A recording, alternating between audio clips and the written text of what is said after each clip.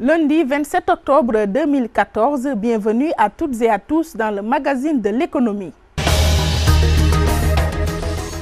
La République du Sénégal vient d'avoir un nouveau code des marchés publics. En effet, le président de la République, Macky Sall, a signé le décret présidentiel qui devra changer le code des marchés publics. Vous savez que récemment, le chef de l'État décriait les lenteurs notées dans les procédures de passation des marchés publics. Voici le compte-rendu du texte.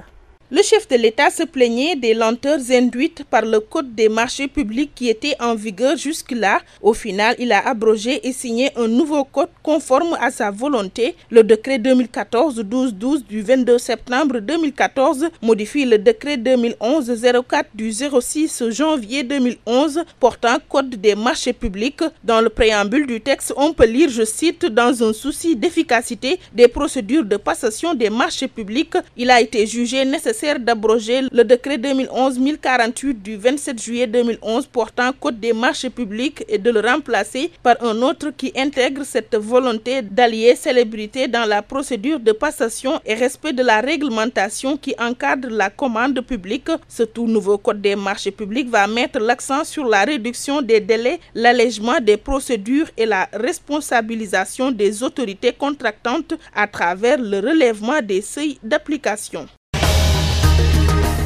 Le 23 octobre dernier, le président de la République, Macky Sall, a inauguré le Centre international de conférences siégeant à Diamniadio, ceci pour les besoins du 15e sommet de la francophonie devant se tenir les 29 et 30 novembre prochains.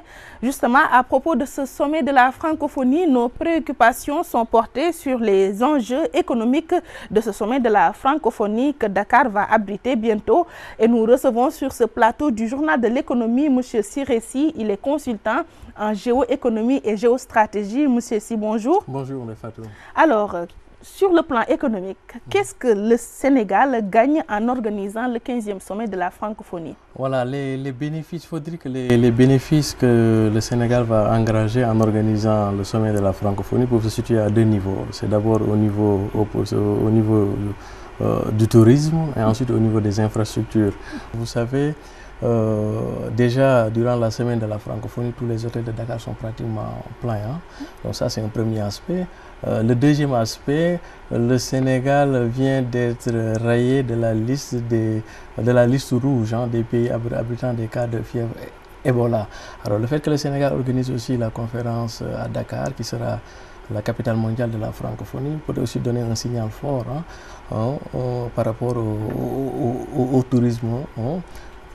Parce que n'oubliez pas que le Sénégal est une destination phare en matière de tourisme et que le tourisme en tant que tel est un levier de croissance économique. Donc c'est un signal fort pour montrer que vraiment au Sénégal il n'y a plus un cas d'Ebola. Mais le plus important à mon avis c'est au niveau des infrastructures. Parce que vous savez, le Sénégal est connu comme étant une destination balnéaire. Le tourisme balnéaire, c'est au niveau de la petite côte. Surtout avec les vacances, etc. Maintenant, le Sénégal a la possibilité, à travers l'organisation de cette francophonie et puis à travers aussi le Centre international de conférence de Diamniadio, d'étoffer son offre touristique en développant ce qu'on peut appeler le tourisme d'affaires. Et en ce moment-là, le Sénégal peut maintenant se positionner comme véritablement un hub sur le plan touristique, à la fois comme pour le tourisme balnéaire, mais aussi pour le tourisme d'affaires qui, de plus en plus, est très déterminant dans ce qu'on appelle l'économie de marché. Mais M. Si, est-ce que vous ne craignez pas un flop au lendemain de ce sommet? Parce qu'avec les sommets qui se sont organisés, qui étaient organisés au Sénégal depuis plus d'une décennie, toujours il y a eu des lendemains amers après ces sommets. Vous savez, sur le défi de l'organisation, je ne pense pas qu'il pourrait y avoir des flops, comme vous le dites. Parce que le Sénégal est habitué à organiser vraiment des rencontres. Je veux dire sur le plan des retombées économiques. Oui, c'est là où je veux en venir. Donc je veux dire que dans l'organisation, le contenu, la programmation en tant que telle, je ne pense pas qu'il y ait des impairs parce que le Sénégal est habitué à organiser de grands événements. Par contre, pour répondre à votre question, effectivement, parce que soit de deux choses l'une, on nous dit que le budget du Centre international de conférence de Diamniadio a été évalué dans un premier temps à quelques 40 milliards. Ensuite, on s'est retrouvé avec une facture définitive de 51 milliards. Ça veut dire que quoi? Ça veut dire que soit le projet a été sous-estimé, Et là aussi, c'est une faute lourde, ou bien il est surévalué. Hein.